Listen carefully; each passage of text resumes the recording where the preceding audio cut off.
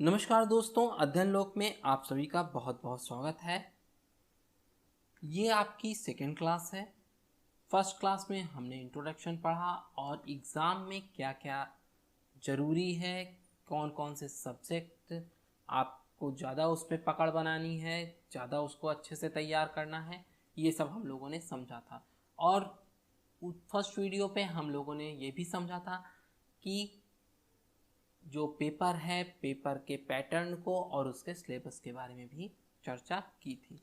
तो आइए अब सेकंड पार्ट में हम लोग पढ़ेंगे ब्रह्मांड के बारे में, जैसा हम लोगों ने फर्स्ट वीडियो में बताया था। तो आइए पहले देख लेते हैं। ये हम लोगों ने चर्चा किया था, फिर इसके बाद जर्नल स्टडीज़ के बारे में चर्चा किया था, फिर कुछ बातें हुई थी और फिर उसके बाद अब हम लोग ब्रह्मांड के बारे में आते हैं।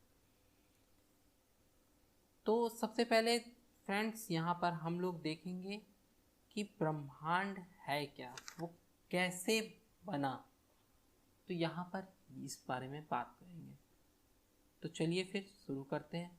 ब्रह्मांड जो है हमारा, इसको इंग्लिश में कहते हैं कॉस्मोस। कॉस्मोस इंग्लिश का है। ब्रह्मांड अरबों आकाशगंगा मतलब होता है गैलेक्सी का समूह है। तो लाखों आकाशगंगाएं हैं ब्रह्मांड में, लाखों गैलेक्सी हैं, ठीक। उनका एक समूह है जिसमें असंख्य तारे हैं, बहुत ढेर सारे तारे हैं। एक प्रख्यात खगोल शास्त्री क्लॉडियस टॉलमी, क्या नाम था उनका?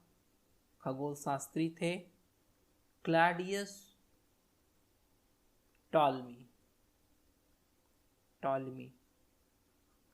इन्होंने बताया 140 ईस्वी 140 ईस्वी में इन्होंने बताया, एक अवधारणा दी जिसमें ये बताया कि पृथ्वी जो है ब्रह्मांड के केंद्र में है और सूर्य व अन्य ग्रह आदि इसकी परिक्रमा करते हैं।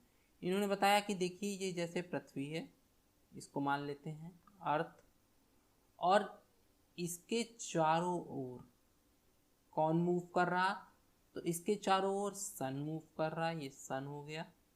और सभी ग्रह जो भी है, शुक्र, बुध, पृथ्वी, मंगल, सॉरी पृथ्वी तो सेंटर पे आ गई, तो यहाँ पर शुक्र, बुध, बृहस्पति, शनि, अरुण, वरुण, ये सब जितने भी हैं, सभी ग्रह जो है पृथ्वी के चारों ओर परिक्रमा कर रहे हैं। तो ये जो अवधारणा बनी, इसको इन्होंने कह दिया, ये जियोसेंट्रिक अवधारणा कहलाई। जियोसेंट्रिक अवधारणा, ठीक। तो जियोसेंट्रिक अवधारणा कहाँ से आई, इसका मतलब क्या होता है? जैसे आपको मैंने पहली वीडियो में बताया कि ज्योग्राफी का मतलब क्या होता है, उसी तरह ज्योग्राफी का मतलब हमने बताया था कि जियो मतलब होता है पृथ्वी और ग्राफिया मतलब होता है लिखना, ठीक, या अध्ययन करना, ठीक। तो उसी तरीके से जियोसेंट्रिक का मतलब हो गया, जियो आप लोग जान गए कि जियो मतलब होता है पृथ्वी और सेंट्रिक मतलब हो गया केंद्र, ठीक। तो मतलब पृथ्वी यहाँ पर केंद्र में स्थित थी, तो ये जियोसेंट्रिक अवधारणा कहलाई। फिर उसके बाद आए 1543 में आपके कॉपरनिकस, 1543 ईस्वी में कॉपरनिकस आए। इन्होंने बताया कि जियोसेंट्रिक की अवधारणा गलत है। इन्होंने जो टॉलमी थे, उनकी अवधारणा को गलत साबित कर दिया। इन्होंने जो थ्योरी दी थी उसको गलत साबित कर दिया। कहा कि नहीं, टॉलमी ने जो कहा कि पृथ्वी सेंटर पे है वो गलत है। यहाँ पर कॉपरनिकस ने कहा कि पृथ्वी सेंटर पे ना होकर यहाँ पर सन, सूर्य जो है ब्रह्मांड के केंद्र में है और उसकी परिक्रमा सभी ग्रह पृथ्वी सहित, पृथ्वी भी उसमें सम्मिलित है, तो पृथ्वी सहित जो है उसकी सब परिक्रमा कर रहे हैं। किसकी? सूर्य की। ये सूर्य हो गया, यहाँ पर पृथ्वी उसकी कल परिक्रमा कर रही है, और बाकी सारे ग्रह, क्षुद्र ग्रह, धूमकेतु सब उसकी परिक्रमा कर रहे हैं। तो इससे उनकी थ्योरी जो है उसको, टॉलमी की थ्योरी को इन्होंने गलत साबित कर दिया। इनकी जो थ्योरी थी उसका नाम था हेलियोसेंट्रिक थ्योरी। हेलियोसेंट्रिक थ्योरी, ये हेलियोसेंट्रिक थ्योरी कहलाई। ठीक। फिर उसके बाद, लेकिन ये जो था ये एक ऐसी अवधारणा थी जिसने ब्रह्मांड के अध्ययन की दिशा ही बदल दी, मतलब उसका रास्ता ही बदल दिया। लोग पहले सोचते थे कि अर्थ सेंटर में है, अर्थ के चारों ओर सभी जो है ब्रह्मांड के जितने भी ग्रह हैं सूर्य सहित वो चक्कर लगाते थे। लेकिन फिर उसके बाद जब कोपरनिकस आए, उन्होंने जब ये अवधारणा दे दी तो इससे जो है ब्रह्मांड के अध्ययन की दिशा ही बदल गई। फिर 1805 में एक खगोल शास्त्री हैं, 1805 के खगोल शास्त्री हर्सेल। तो 1805 में खगोल शास्त्री हर्सेल ने बताया, उन्होंने क्या किया, उन्होंने एक दूरबीन की सहायता से क्या किया, अंतरिक्ष का अध्ययन कर लिया। तो अंतरिक्ष का अध्ययन किया और क्या बताया कि ये जो इनकी स्टडी थी कोपरनिकस की, वो सिर्फ एक सौर मंडल के लिए थी, अपना जो सौर मंडल है उसके लिए थी। और इन्होंने ये भी बताया कि जो हमारा सौर मंडल है वो आकाशगंगा का एक छोटा सा पार्ट है। इन्होंने बताया, अंतरिक्ष का अध्ययन करके बताया कि जो हमारा सौर मंडल है वो क्या है, तो वो एक छोटा सा पार्ट है, वो ब्रह्मांड का एक छोटा सा पार्ट है।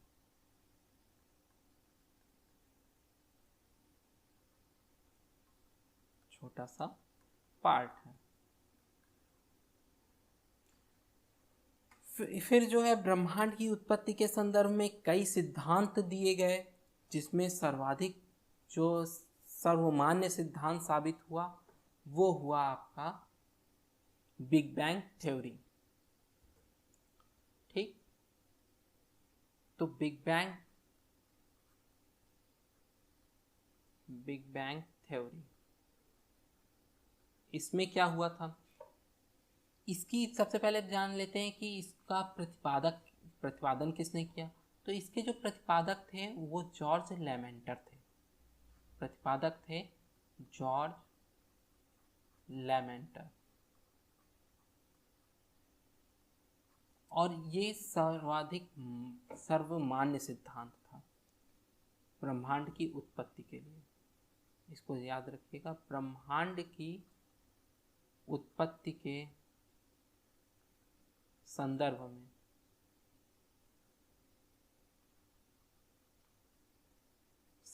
में सर्वमान्य या सर्वाधिक मान्य सिद्धांत था। फिर उसके बाद इसका प्रतिपादक जो है जॉर्ज लेमेंटर थे, जो बेल्जियम में रहते थे। ठीक, बेल्जियम के थे। वहाँ पर ये जो है पादरी और खगोल शास्त्री थे। इनके अनुसार इन्होंने क्या कहा, जॉर्ज लेमेंटर जी ने कहा कि लगभग कई वर्षों पूर्व एक विशालकाय पिंड था, एक विशालकाय अग्निपिंड था। ठीक, अग्निपिंड विशालकाय था। तो क्या हुआ, जो किससे बना था, तो एक भारी कणों से निर्मित था। ये पूरा जो है एक विशालकाय अग्निपिंड था, आग का गोला जैसा था। तो ये निर्मित था, भारी कणों से, भारी पदार्थों से बना हुआ था। इसमें क्या हुआ, अचानक से विस्फोट हो गया। जब इसमें विस्फोट हुआ तो इसके जो कण थे वो चारों तरफ बिखर गए। कणों के बिखरने से इसके कण चारों तरफ बिखर गए, और जब बिखर गए इसके कण, तो इसके बिखरे हुए कणों से एक समूह से अनेक ब्रह्मांडी पिंडों का निर्माण हुआ, अनेक ब्रह्मांडी पिंड बने। ठीक, तो अनेक ब्रह्मांडी पिंड बने। इन्हीं ब्रह्मांडी पिंडों के आकार में वृद्धि होने लगी, क्योंकि ये समूह में आ गए, कई सारे जुड़ते जुड़ते ही वृद्धि होने लगी। और क्या बन गई ये आकाश गंगा का इससे निर्माण हुआ, छोटी छोटी छोटी छोटी। तो आकाश गंगा कैसे, तो इस तरह कुछ करके आकाश गंगा का निर्माण हो गया। फिर आकाश गंगा में फिर से पुनः विस्फोट हुआ। फिर विस्फोट होने के बाद असंख्य पिंड बने, जो क्या कहलाए, जो तारे कहलाए। इस तरह करके असंख्य पिंड बन गए, जो हमारे, जिनको हम तारे कहते हैं। इसी प्रक्रिया से ग्रहों का निर्माण हुआ। फिर इसमें जो है विस्फोट हुआ होगा, तो जिससे ग्रहों का निर्माण हुआ। फिर उसके बाद हम लोग पढ़ते हैं कि जो है इस तरह ये बिग बैंग परिघटना से ब्रह्मांड का निर्माण हो गया। मतलब ब्रह्मांड का निर्माण कैसे हुआ, तो जो जॉर्ज लेमेंटर जी के अनुसार इन्होंने कहा कि एक विशालकाय अग्निपिंड था, जिसमें जो भारी पदार्थों से बना हुआ था, जिसमें विस्फोट हुआ, और विस्फोट होने के बाद इससे कई पदार्थ बिखर गए और एक समूह में आ गए, जिससे आकाशगंगा का निर्माण हुआ। फिर इसमें पुनः विस्फोट हो गया। जब फिर से विस्फोट हुआ तो इससे फिर तारों का निर्माण हुआ, तारे बने। फिर उसके बाद फिर विस्फोट हुआ, जिससे ग्रहों का निर्माण हुआ। और यही जो ग्रह थे, इस तरह बिग बैंग जो परिघटना से ब्रह्मांड का निर्माण हुआ। फिर क्या हुआ, 13 मार्च 2010 को European centre for nuclear research CERN, जो जेनेवा में है, जेनेवा में पृथ्वी की सतह पर, ये जैसे कोई पृथ्वी है, अब पृथ्वी की सतह से 100 फीट नीचे गड्ढा किया गया, 100 फीट नीचे, एवं 27 किलोमीटर लंबी सुरंग बनाई गई। और उसमें क्या हुआ, उसी के अंदर जो है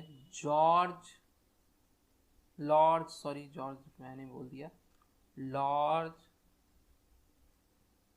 हैड्रन कोलाइडर, जिसे कहते हैं LHC नामक ऐतिहासिक महाप्रयोग सफलतापूर्वक किया गया।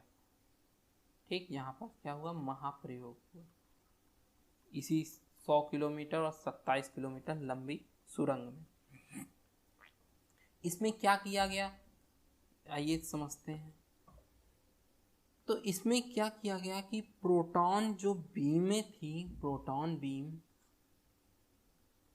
उनको प्रकाश की गति से टकराया गया। प्रोटॉन बीम को प्रकाश की गति से टकराया गया। जब टकराया गया तो फिर क्या हुआ, जिससे जो है हिग्स बोसान के निर्माण का प्रयास किया गया। मीन्स इसमें जो है हिग्स बोसान के निर्माण का प्रयास किया गया। जिस तरह जो घटना हमारी ब्रह्मांड में घटी थी, वही घटना हम वैज्ञानिक जो है पृथ्वी पर घटित करके देखना चाहते थे। ठीक, फिर जब इसका प्रयास किया गया, इस प्रयोग के माध्यम से वैज्ञानिक लगभग 12 वर्ष पहले हुई घटना, 12 अरब वर्ष पहले घटित हुई घटना को एक प्रयोगशाला में दोहराना चाहते थे। माना जाता है कि बिग बैंग से ही गॉड पार्टिकल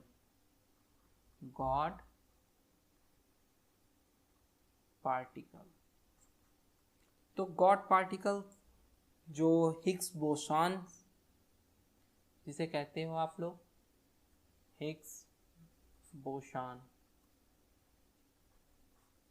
बोसान के में रहस्य ब्रह्मांड के छिपे हुए।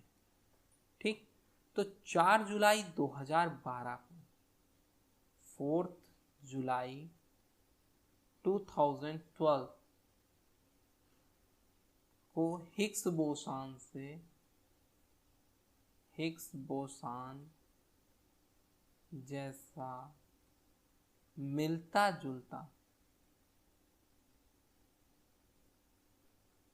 सब एटॉमिक पार्टिकल जो है की खोज करने में सफलता मिल गई। और फिर 2012 में ये चीज़ जो है मिली कि हाँ कोई ऐसा पार्टिकल बना होगा, इसमें सफलता मिली थी। ठीक, सब एटॉमिक पार्टिकल की खोज करने में इनको सफलता मिल गई। तो इस तरह करके ब्रह्मांड की उत्पत्ति हुई। ब्रह्मांड जैसा मैंने आपको बताया कि जो है अरबों आकाश गंगाओं का समूह है, जिसमें असंख्य तारे हैं। ठीक, अब आ जाते हैं अपने सौरमंडल पर। सौरमंडल पढ़ते हैं हम लोग सोलर सिस्टम, इंग्लिश में कहते हैं। सूर्य जो है 8 ग्रह, उपग्रह तथा कुछ अन्य खगोलीय पिंड जैसे क्षुद्र ग्रह, जिसको एस्ट्रॉइड कहते हैं आप लोग, धूमकेतु तथा उल्काएं, मेटेरॉइड्स, मिलकर सौरमंडल का निर्माण करते हैं। तो कौन किस किस चीज़ों से मिलकर सौरमंडल का निर्माण होता है? तो सूर्य, 8 ग्रह, उपग्रह और खगोलीय पिंड जैसे क्षुद्र ग्रह, एस्ट्रॉइड्स, धूमकेतु, उल्काएं मिलकर सौरमंडल का निर्माण करते हैं। सौरमंडल को सौर परिवार के नाम से भी जाना जाता है। तो सौर परिवार जैसे हमारा परिवार होता है, उस तरह एक सौर परिवार भी है। जिस तरह हमारे परिवार में सदस्य होते हैं मम्मी पापा भाई बहन, उसी तरह सौर परिवार में ग्रह हैं। तो उन ग्रहों के कुछ नाम भी हैं, जैसे सूर्य जो है सबसे क्या है, मुखिया है। सूर्य यहाँ पर मुखिया के रूप में है। हमारे घर में मम्मी और पापा में से कोई एक मुखिया होता है, उसी तरह सौर परिवार में भी मुखिया होता है।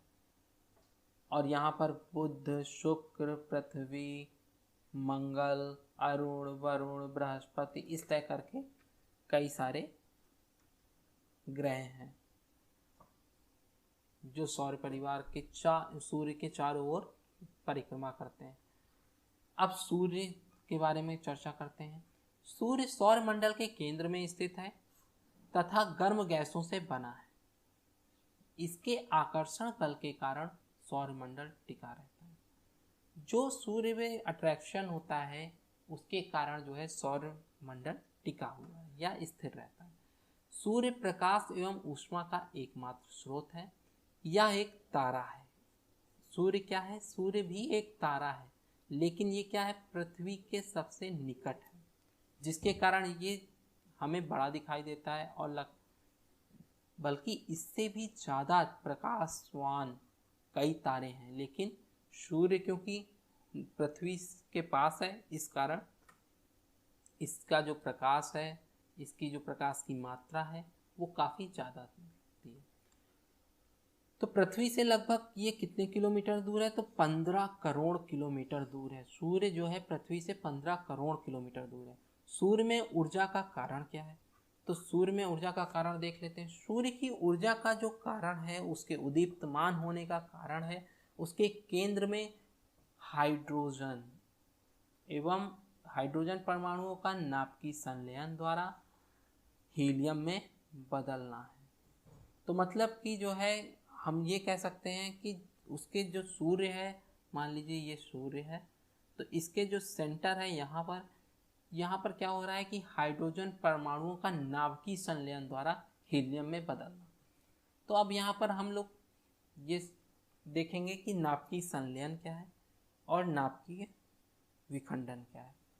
तो नाभिकीय संलयन और नाभिकीय विखंडन के बारे में कुछ चर्चा कर लेते हैं।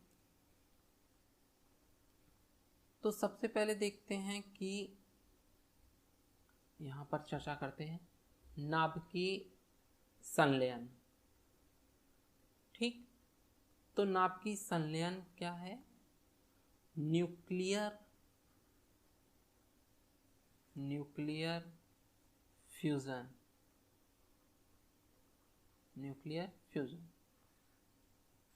इसको न्यूक्लियर फ्यूजन कहते हैं नाभिकीय संलयन को। यहाँ पर क्या होता है कि दो हल्के नाभिक ठीक परस्पर संयुक्त हो जाते हैं। ठीक, संयुक्त हो गए और क्या करते हैं संयुक्त होकर? एक जो है भारी नाभिक या भारी तत्व के नाभिक की रचना करते हैं। हल्के नाभिक, ठीक, और इनसे क्या बना, भारी नाभिक, भारी नाभिक की रचना की है ये। इस प्रक्रिया को क्या कहा, तो इस प्रक्रिया को नाभिकीय संलयन कहते हैं। इसको जो है, इसमें जैसे नाभिकीय संलयन के सिद्धांत पर हाइड्रोजन बम का निर्माण किया जाता है, इसी के सिद्धांत पर हाइड्रोजन बम का निर्माण होता है।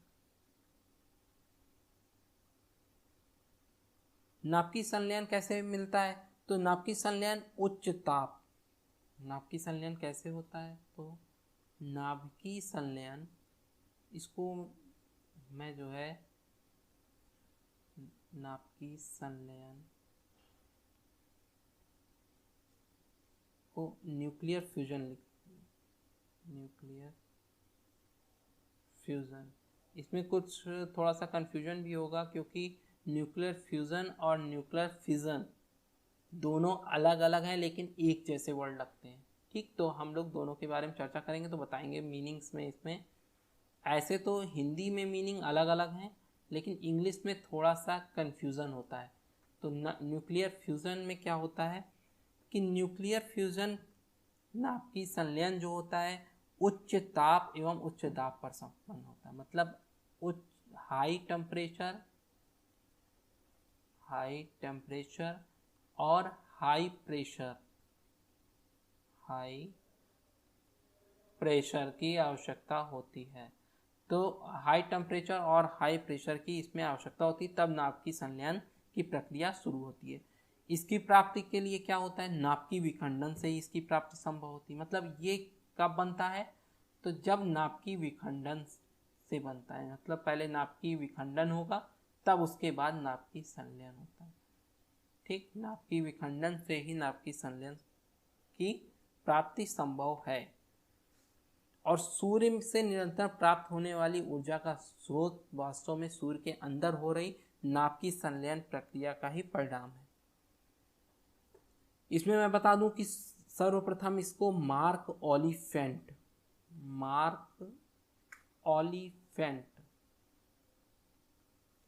ने जो है तारों में होने वाली इस प्रक्रिया को 1930 में पृथ्वी पे दोहराने में सफल हुए, ठीक। इन्होंने जो है मार्क ओलिफेंट ने 1930 में जो तारों में प्रक्रिया हो रही थी उसको पृथ्वी पर करने में ये सफल हो गए। अब आते हैं न्यूक्लियर फ्यूजन के बारे में। फिजन, ठीक, नाभिकीय विखंडन, ये क्या होता है, नाभिकीय विखंडन या न्यूक्लियर फिजन, FISSION। अब देखिए यहाँ पे मैं जो बता रहा था आप लोगों को कि कंफ्यूजन कहाँ है, तो कंफ्यूजन आपका यही इसी जगह पर है, FISSION और FUSION, फ्यूज़न और फिजन। यहाँ पर आप हिंदी में अगर देखें तो ज़्यादा सरल रहेगा, नाभिकीय विखंडन और नाभिकीय संलयन, ठीक, जैसा भी आपको अच्छा लगे। लेकिन मेरे हिसाब से तो नाभिकीय विखंडन और संलयन ज़्यादा अलग अलग लगते हैं। न्यूक्लियर फिजन, यहाँ पर दिक्कत ये होती है कि हम नाभिकीय देखते हैं और पीछे का नहीं देखते, ठीक, कि विखंडन लिखा है कि संलयन लिखा है। और हम क्या करते हैं, अगर क्वेश्चन आता है कि सूर्य में ऊर्जा का कारण क्या है, तो हम बस नाभिकीय देखे और टिक लगा के चले जाते हैं, वहीं पे हमारा एक नंबर कट जाता है। यहाँ पर हमें ये गलती नहीं करनी है। और इंग्लिश मीडियम में जो इंग्लिश में पेपर देते हैं उनका क्या होता है, उनको कन्फ्यूजन हो जाता है, पढ़ के तो जाते हैं, उनको सब कुछ याद रहता है, लेकिन दिक्कत उनके साथ ये हो जाती है कि फिजन और फ्यूज़न उन्होंने क्या देखा, हाँ, जल्दबाजी में प्रेशर, अंडर प्रेशर आकर वो इसी तरह गलती कर देते हैं। न्यूक्लियर फ्यूजन होगा कि फिजन होगा, वो न्यूक्लियर फिजन लगा के चले जाते हैं। इस गलती को आपको नहीं करना है, यहाँ पर न्यूक्लियर फ्यूजन होगा, ठीक, इसको ध्यान दीजिएगा। न्यूक्लियर फ्यूजन जो होता है वो नाभिकीय संलयन है और न्यूक्लियर फिजन जो है वो नाभिकीय विखंडन को कहते हैं। अब नाभिकीय विखंडन क्या है इसके बारे में देख लेते हैं। यह वह प्रक्रिया है जिसमें एक भारी नाभिक, जैसे कोई एक भारी नाभिक है, ये क्या होता है, ये दो अलग अलग बराबर के नाभिकों में टूट जाता है। मतलब ये जो है ब्रेक हो गया अलग अलग नाभिकों में। ये फर्स्ट ये हो गया, ये सेकंड हो गया, और ये एक पूरा पार्ट है इसका। तो ये फर्स्ट पार्ट, ये सेकंड पार्ट, बराबर के पार्टों में विखंडन हो जाता है। इसे नाभिकीय विखंडन कहते हैं। इस प्रक्रिया के आधार पर क्या होता है, इसी प्रक्रिया के आधार पर बहुत से परमाणु रिएक्टर या परमाणु भट्टियां बनाई गई हैं। परमाणु रिएक्टर और या कर दें परमाणु भट्टियों का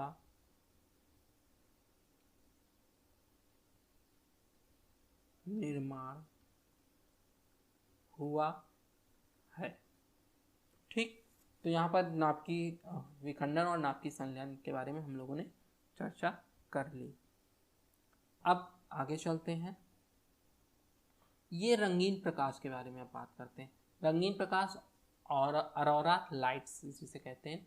जब प्रकाश मंडल से परमाणुओं का तूफान इतनी तेजी से निकलता है कि वह सूर्य की जो आकर्षण शक्ति है, उसका जो अट्रैक्शन फोर्स है, उसको जो है पार करके कहाँ चला जाता है, अंतरिक्ष में चला जाता है।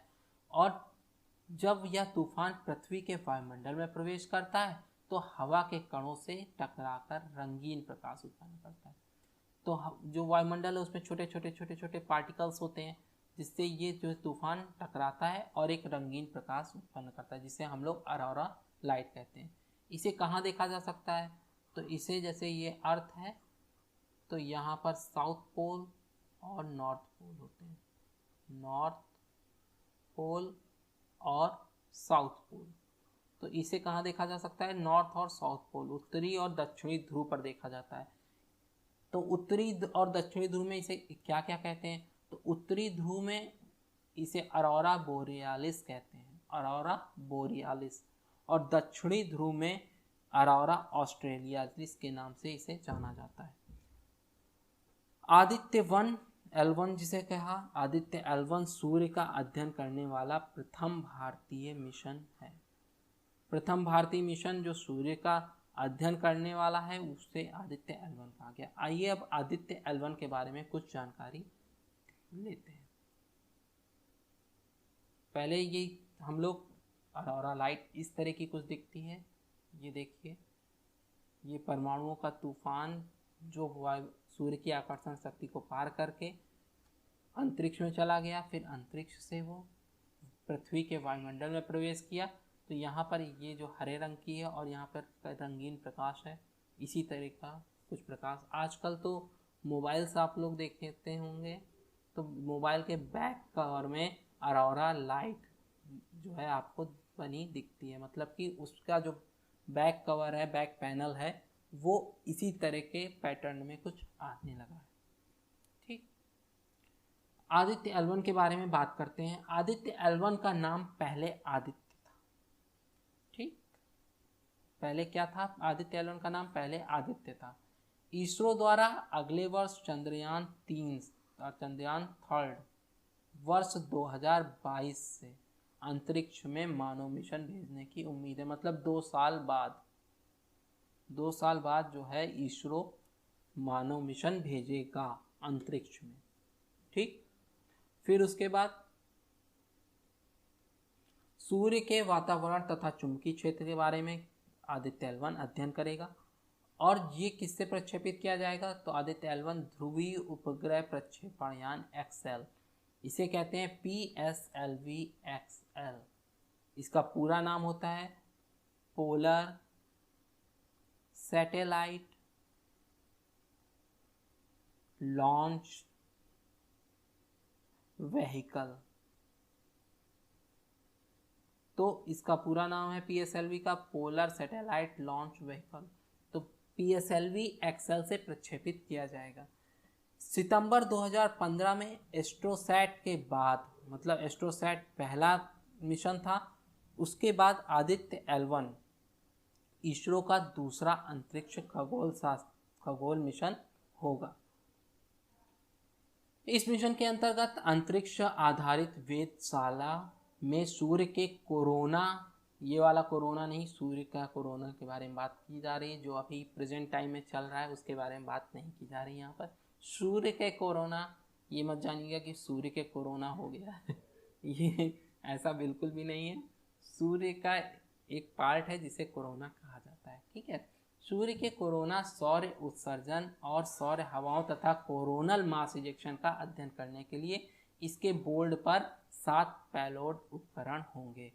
देखिए आप लोग गूगल पर सर्च करिएगा सैटेलाइट को, तो समथिंग कुछ ऐसे ही करके जो है सैटेलाइट होती है, ठीक है। तो इसी में जो है इसमें 7 पेलोड बने हैं, तो वही जो है इसका अध्ययन करेंगे, सूर्य के कोरोना, सौर उत्सर्जन और सौर हवाओं तथा कोरोनल मास इजेक्शन का। आदित्य L1 को सूर्य एवं पृथ्वी के बीच स्थित L1 लग्रांज बिंदु, सूर्य एवं पृथ्वी के, मतलब ये सूर्य हो गया, ये पृथ्वी हो गया, इनके मध्य में इस आदित्य L1 को L1 लग्रांज बिंदु के निकट विस्थापित किया जाएगा, ठीक। तो आज के लिए यहीं तक, अब हम विदा लेते हैं आप लोगों से। नेक्स्ट क्लास में हम फिर से मिलेंगे नई उम्मीद और नए जोश के साथ। तब तक से हमारे जो चैनल को सब्सक्राइब करिए नई वीडियोस पाने के लिए, और लाइक करिए, और अपने दोस्तों की हेल्प करने के लिए उसको शेयर भी करिए, ताकि आपके दोस्त फ्रेंड्स की भी हेल्प हो सके।